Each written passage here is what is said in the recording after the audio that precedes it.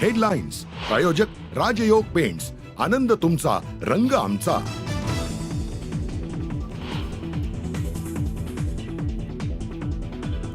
संमेलनात नीलम गोरेंनी असं भाष्य केलं नसतं तर बरं झालं असतं. ठाकरे गोरे वादावरती शरद पवारांचे गोरेंना खडेबोल. मी कुणाचा सत्कार करायचा यासाठी कुणाची परवानगी घ्यावी लागणार का? एकनाथ शिंदेच्या सत्कारावरून पवारांनी टोचले संजय राऊतांचे कान.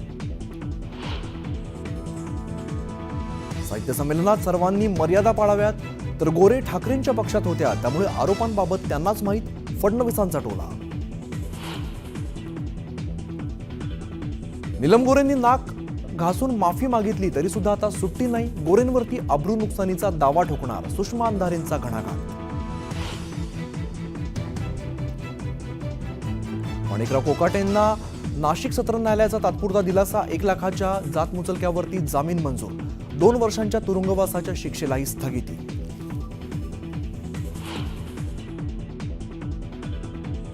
माणिकराव कोकाटेंना कदाचित हे माहिती नसेल, PS आणि OSD नेमण्याचा अधिकार हा मुख्यमंत्र्याचाच आहे. कुणी नाराज झालं तरी आरोप असलेल्या OSDंना मान्यता देणार नाही. OSDंच्या नियुक्तीवरून फडणवीसांचे खडेबोल. डोंबिवलीतील अनधिकृत बांधकामांचा आकार ठाण्यात बसतोय. मनसेचे माजी आमदार राजू पाटलांचा गंभीर आरोप. तर गणेश नाईकांच्या जनता दरबारातही डोंबिवलीचा मुद्दा उपस्थित.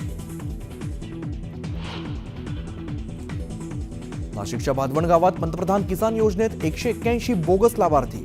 न्यूज 18 लोकमतच्या बातमीची खासदार नरेश म्हस्केंकडून दखल. संसदेत प्रश्न मांडणार असल्याचं आश्वासन. देवेंद्र जोग मारहाण प्रकरणात गजा मारणेसह टोळीवरती मकोका. गुंड गजा मारणेला अटक, तर 2 आरोपी अद्यापही फरार. नवी मुंबईत सायबर सेलकडून युट्यूबर रणवीर अलाहाबादियासह आशिष चंचलानीची 2.5 तास चौकशी. चौकशीचा तपशील गुलदस्त्यात. छावा चित्रपट फुकट पाहण्यासाठी मद्यधुंद तरुणांकडून जालन्यातील चित्रपटगृहाची तोडफोड. घटना सीसीटीव्हीत कैद, गुन्हा दाखल.